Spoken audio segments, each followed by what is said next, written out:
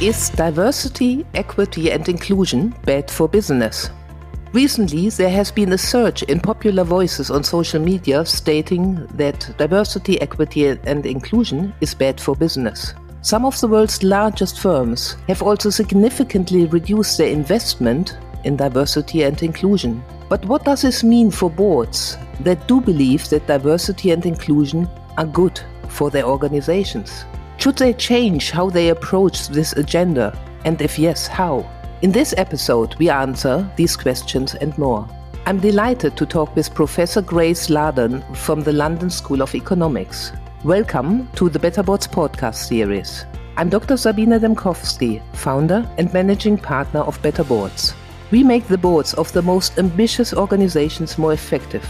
Our mission at Better Boards is to contribute to creating better boards. We do this by providing an evidence-based approach to board evaluations and board development programs. Our innovative ISO-certified digital board evaluation platform empowers our clients and professional service partners to increase the performance and effectiveness of governing and managing boards. To fulfill our mission, we give a voice to all who care about creating better boards. Cordula, thank you so much for contributing to the Better Boards podcast series.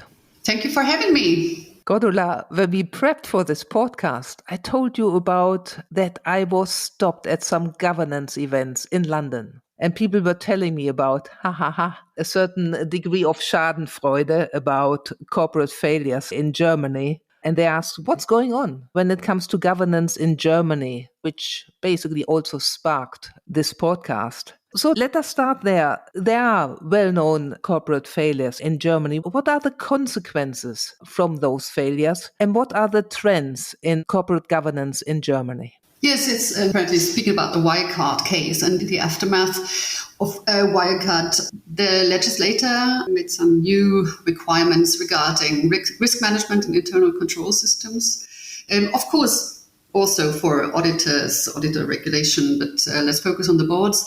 And so he regulated that you have to have a risk management and internal control system. And of course, this is only what case law has already provided. So this is not really new for companies. So of course, every company had their corporate governance systems in place.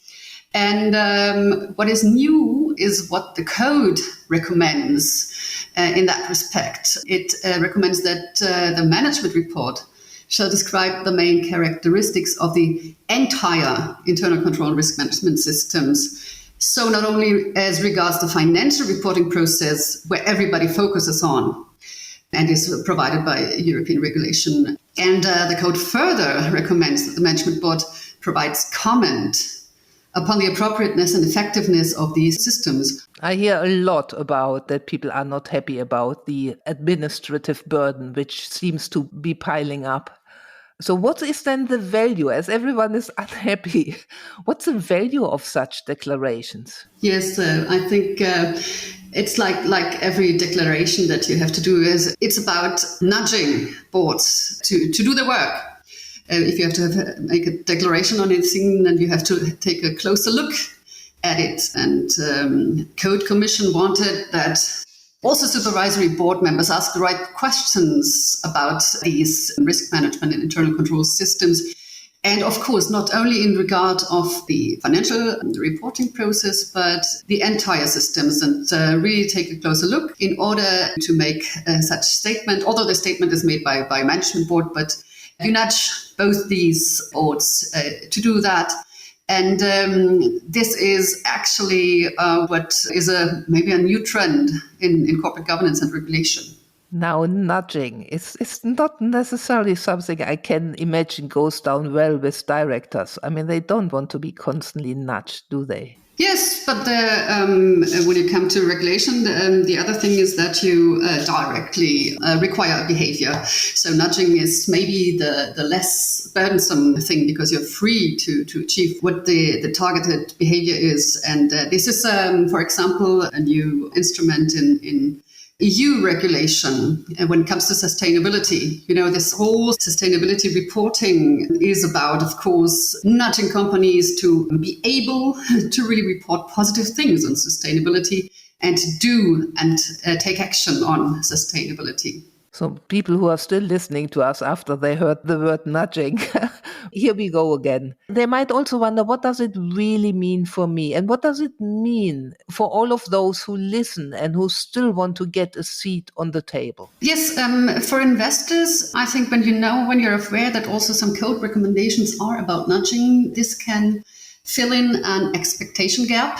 We can talk about this maybe in a minute about the skills matrix. And for directors, they will find that if they read the code, maybe also the FRC code, I don't know, is that when it comes to transparency, the actual goal or target is to make directors have a closer look at things and initiate the processes that are there for better board work and good corporate governance, actually. So maybe we can talk about the skills matrix. Maybe I can explain this. Please do. The code recommends that you have to have a skills matrix. It doesn't really say that you have to attribute it to certain people, but actually it only makes sense if you do so, and investors complain that every board member has every possible skill, is an expert in everything. And my personal explanation for this would be that skills matrix has a legal implication. I don't know if it's the same in the UK, but in Germany, our court rules that you have to have the basic skills. I'm going to read it to you so that I'm not missing anything. Our federal court rule that any supervisory board member must possess or acquire the minimum knowledge and skills required to understand and properly assess all normally occurring business transactions without outside assistance. So if you have this ruling, and of course you can interpret a lot into this, then you don't want to read in a skills matrix that you're not an expert and have no idea of whatever aspect it is. And investors, on the other hand, they expect that companies report on real expertise, where you are on the level with the opposite management board member, for example, when it comes to cybersecurity.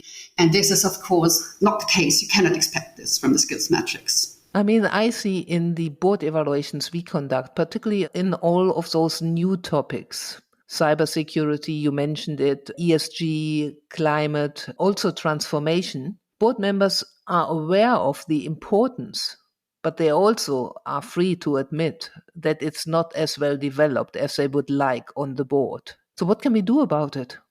I think a good solution that some companies already do, they report on different levels of expertise. And I think this is really okay, because if you have this expertise, the skills matrix, and what people, or the contemplation, what people you want on the board, you have to give them a chance. So in the audit committee, if you're a new member, you have not the same skill set that you will have after 4 years in the same management. So it's about reporting different levels of expertise. I think this is where the trend is going, and I think this is really helpful. So the people who are listening and say, oh gosh, I'm talking currently with some headhunters, or I want a seat on the board. Should they specialize in certain topics? Should they go, okay, I have the general know-how, but on top of it, I basically acquire knowledge in one or two specific areas? I don't know if this is enough, because as a board chair, you're looking for people that you can propose to the board and the general meeting that can fill the whole seat, so to speak. And not only have expertise in one area, because there are so many areas. When you only think of ESG, environmental, social governance, do you want to have a social expert, so to speak, in the board and have no one on biodiversity and climate? So if you start with that, trying to have a certain knowledge, deep knowledge in one area, then I think we'll have 50 people on the board.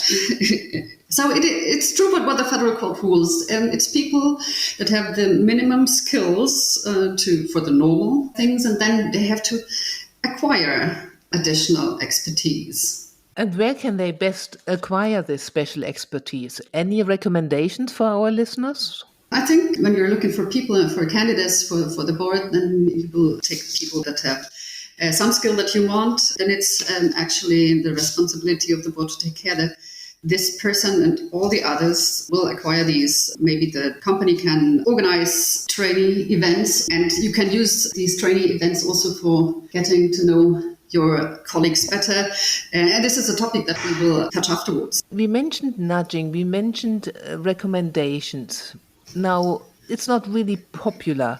How can basically directors come closer together? You are a policymaker. So how can policymakers and directors work together to really create better boards? So what I can say at least about the German Code Commission is that Clara Streit, the new chair, started her position with a listening tour. So she went out to CEOs and supervisory board chairs and asked what they think about the code.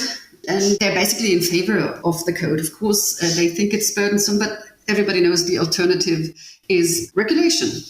But what she also heard is at some of these recommendations in the code, of course, this is comply and explain. You don't have to follow them, but you want to follow them, especially if you're a DAX company. They could be more principle-based. And she's really in favor of this idea of more principle-based recommendations, because then you have more possibilities to fulfill such regulation in another way, in the way that is really appropriate for your company. These discussions between, let's say, policymakers as a code commission and directors, they have to be ongoing, and she's really planning to do so. No, I like the word listening tour. I mean, that's a fantastic start, yeah? And that comes up very often in what we hear, that people should listen to each other more, not only on the board, but also listen to the perspectives of other stakeholders. Now, if you could characterize the ideal board member, what would he look like? What would she look like? Yes, of course, have some managerial skills, because after all, still we have the supervisory board as a little different from the one-tier board in the UK. So you were not really making strategy, but you're consulting strategy with the management board. But still, you have to take care of it. You have to understand it. You have to use targets for the remuneration system. So you will absolutely have to know what you do when it comes to strategy, markets, operations. This is one thing. And then you have to build up, if you don't have them, the skills that you need, which is now including nowadays, of course, ESG reporting, especially when you're in the audit committee, because the audit committees will be the ones, I guess, that take care of having a look at the non-financial reporting or sustainability reporting in companies. And finally, you have to take a look at cybersecurity, which means basic understanding and ask the right questions to take care that the most possible security that you can have against cyber attacks. And then you have to be a team player. This is actually what I wanted to say as well. I think this is an aspect that has been neglected in the last years, maybe because of this whole compliance debate, that being a board member is not a fun thing. So you don't have any common events, but then you don't get to know your board colleagues better. And we've talked about this before. Studies show that you're more critical and speak up on things that if you don't understand or if you're not of the same opinion, if you feel as part of a team, yes, and not if you feel like an outsider. So we have focused on the compliance debate, the diversity debate, but this is not a contradiction because you can still have diverse boards, but be a team. So this, in my opinion, is nothing for a code recommendation, but something maybe that boards should be aware of, that take a look if they're a real team. And everybody has its role, knows his, her role, and this is what we want to have in the end. They have to ask the right questions. As you can imagine, this is very close to my heart. I guess so, yeah. You summarize it really nicely. Now, when it comes to effectiveness, we talked about effectiveness in terms of what's written down. I saw some statistics. I have to admit they are some years old, but Germany is lagging behind when it comes to board effectiveness evaluations, which of course provide a good basis for all that you just talked about. How come? And what do you as a policymaker do about it to basically encourage boards to really look at their effectiveness and continuously develop? Well, the code recommends to do so. It doesn't recommend it to do it externally. I think it recommends it to do it in a while, sometimes externally. But even though you do it internally, you should report on it. So actually, companies should do it yearly and report in the report of the supervisory board chair. So I think there's reluctancy maybe, which is there when something new appears. Maybe they have not very good experience. Maybe the internal evaluation didn't work. We can have a lot of reasons why this is the case. Maybe the external evaluation wasn't good. So I think this is a developing issue, and boards are aware of the task. But the problem is it's so difficult to achieve it and to have the confidence. Now we're a better board. Now we have taken the right steps. And this is why people might be skeptical in the first place. In my opinion, personal opinion. We're interested in your opinion. No, I mean, we could continue on this topic a long time. Maybe on another podcast, we go deeper into this issue. At the end, I always ask the same question. It's quite a tough one. What are the 3 things our listeners should take away from this podcast? Well, I hope you heard a little bit about the corporate governance debate that is going on in Germany, which is about principle-based and about effectiveness, of course. That is not so different from the one in the UK. You understand, hopefully, a little bit of the context of some expectation gaps that you may have when it comes to reporting in the Germany, maybe also in the UK. And maybe you have learned about another aspect, or it was thought-provoking for you to think of the board as a team and how to acquire this, even though by soft steps, in order to be a better board and ask the right questions so that nothing can happen anymore. Cordula, thank you so much for making time for us. Thank you for contributing to the Better Boards podcast series. Thank you again for having me. It was really nice talking with you. This podcast is brought to you by Better Boards, the provider of board evaluation services. Our innovative board evaluation platform forms part of our fully facilitated board evaluations, but more importantly, we provide company secretarial teams with direct access so they can perform a data-driven board evaluation internally.